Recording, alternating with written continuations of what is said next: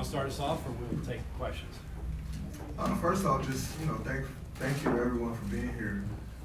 This is an amazing honor to be going up in the rafters with guys who I could only ever dream of meeting. Let alone have my jersey and my name up there. In a place that I love dearly. It really means a lot. Coming here as an 18-year-old kid, I remember a lot of people telling me I was stupid, I would never play here. Like, Coach Izzo would tear me apart, and I'm not the type of player that could play at Michigan State and all of those things. And for this day to be happening, it really, truly means a lot. So, thanks for everybody for being here. Any questions? We have mics on both sides. Raise your hand, we'll bring them over to you.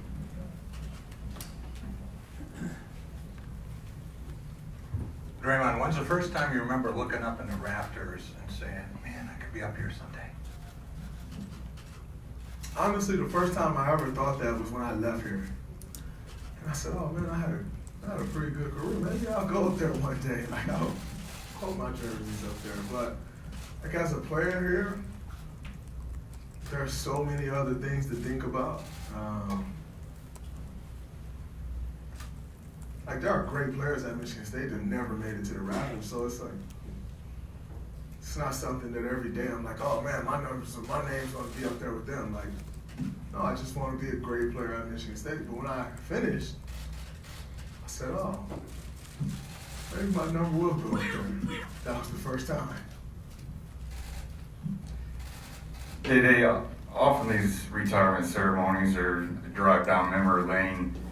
If you could, one win that stands out from you here at Michigan State, one loss that still sticks with you, what do you think was your defining moment here at Michigan State that carried you through the NBA and your success there?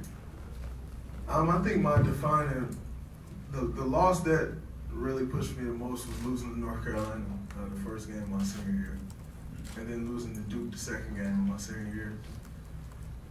Because that was a brand new team, I was in a new role. Like I had been good here, but Kalen was here and all of those guys, so I just played my role. And then all of a sudden it was my team. And what a way to start it off with my team, 0-2 against two of the best teams in the country to start the season. With a new cast of guys, guys who had, I think at the beginning of, if I'm not mistaken, at the beginning of my senior year, I had more points scored as a Michigan State player than the entire roster combined, or minutes played, or something of that nature. And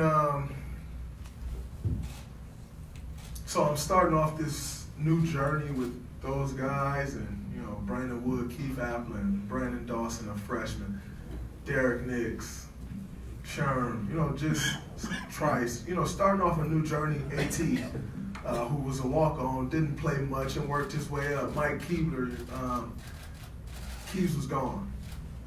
But just starting off the journey with those guys, it's like, well, this is a great start. But I told them after both of those games, I said, if those are the best two teams in the country, we're going to be pretty good.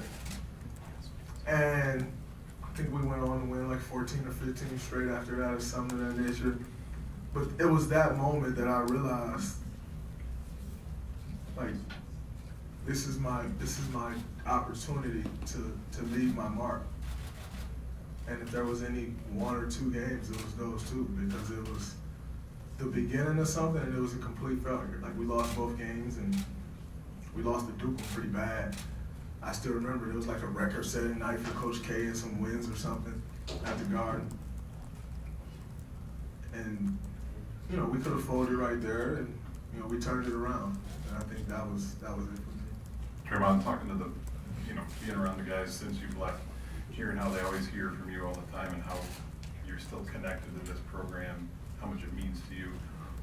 Why has it been like that since you've left? Why have you remained so connected to this program? And the bigger question is, are you going to let Tillman keep wearing 23 jerseys? Well, first first, I love this place. This place is a huge reason, huge part of where I am today. And the guys before me were the same way. Mateen Cleaves talked to me all the time. Charlie Bell, Jay Rich, like those guys were always reaching out, talking to us and kind of showing us the way and showing us that love. So, it's my job to do that for the next young guys, and it's Denzel's job and, Gary to continue to carry on the torch, and that's how you keep a great program. That's how you keep a family atmosphere. It's on us guys to continue to pass the torch and continue to show that love to the younger guys. And so that's all I knew. It's you leave, you come back. You show love to the younger guys. You show them the way. You spend time with them. You shoot text them. You encourage them. That's all I knew. That's what I was taught because of the guys that came before me. And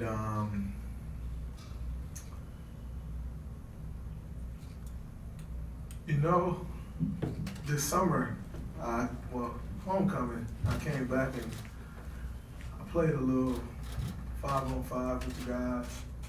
And the ex was guarding me and he was talking junk. I said, "You're gonna take that number off." And he was like, "I ain't taking nothing off. I'm on the same path you on." And I said, "That's great. But you keep talking to me like that, you're gonna take that number off."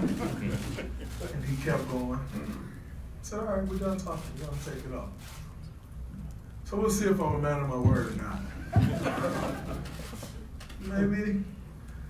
One thing that sticks out to me when I think about should he continue to wear the number 23 or not?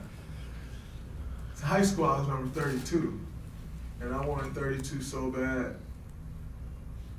And I asked Greg Kelser, I said, "Can I wear 32 at Michigan State?" He said, "Go create your own number, son." I was like, "Oh, that was a nice way of saying no." So when I think about X wearing number 23, I may just have to tell him, "Go create your own number, son." Or, I don't know if I can call him son. I'm not as old as Greg Kelser was when I was coming through, but it's a good question. I don't know yet. I don't even know if I had that power while I'm standing up here. I don't know. Draymond, what was it like when you got the phone call finding out you were going to get the jersey retired? And what were you doing when you found out? I was at my summer home in LA, and I was just sitting on the bed, and Coach called me.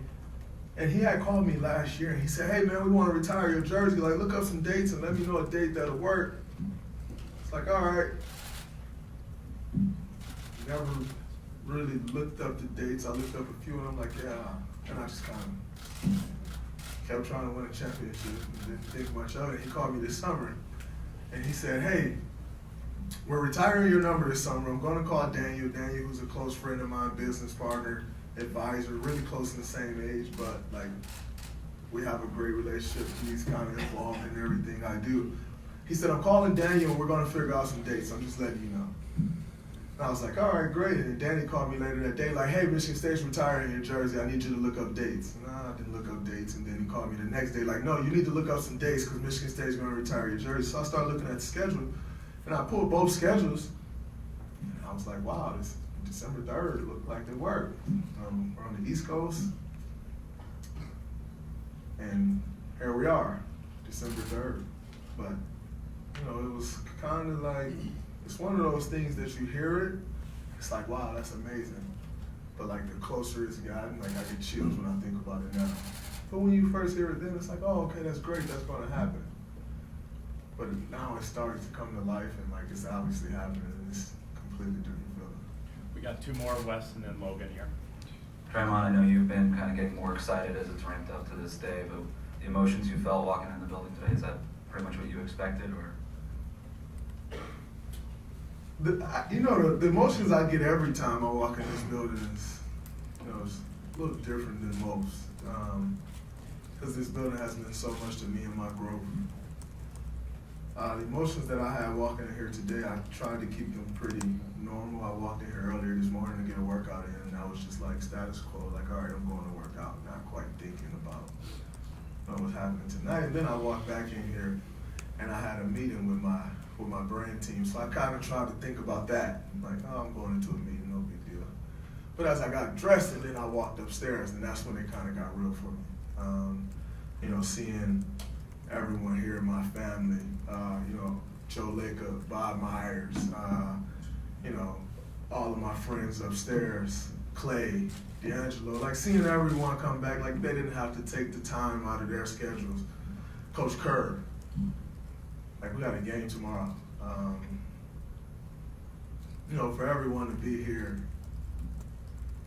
it's when you see that, you know, it's like, I've never really been one that's big on self. And so like, oh great, my jersey's going into the rafters, that's great. But I get more out of seeing like everyone come here, Zaza, you know, to support and show their love for me.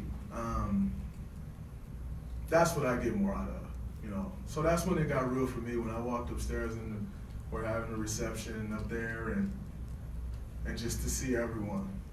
Like that's the huge thing for me, you know, to see Coach Izzo. He said he wrote me like a handwritten letter, like to open that and read that.